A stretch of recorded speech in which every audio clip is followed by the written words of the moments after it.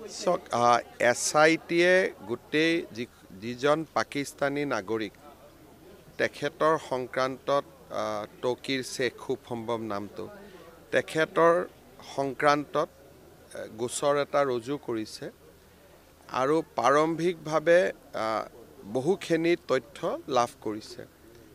বিশেষকৈ তৌকিৰ শেখ যেতিয়া ভাৰতলৈ আহিছিলে তেতিয়া তেওঁৰ লগত পাকিস্তানৰ বহুত ব্যক্তিক লগত লৈ আহিছিলে। পাকিস্তানৰ এটৰ্নি জেনেৰেলৰ দৰে ব্যক্তিয়েও ভাৰতলৈ আহিছিল আৰু লোকচক্ষুৰ আঁতৰত থাকি সৰু সৰু হোটেলবিলাকত তেওঁলোক থাকিছিলে আৰু এই গোটেই আগমনটো 2018 চনলৈকে চলি আছিলে, কোভিডৰ আগলৈকে। গতিকে বিষয়টো যথেষ্ট সংবেদনশীল। ভাৰতৰ গৃহমন্ত্ৰী ডাঙৰীয়াকো এই বিষয়টো সম্পৰ্কে মই অৱগত কৰিছোঁ। SITয়ে তদন্ত কৰি আছে, কিন্তু এটা পৰ্যায়লৈকে আমি তদন্ত কৰিব পাৰিম। হয়তো ইণ্টাৰপল আদিৰো সহায় ল'ব লাগিব এটা পৰ্যায়ত।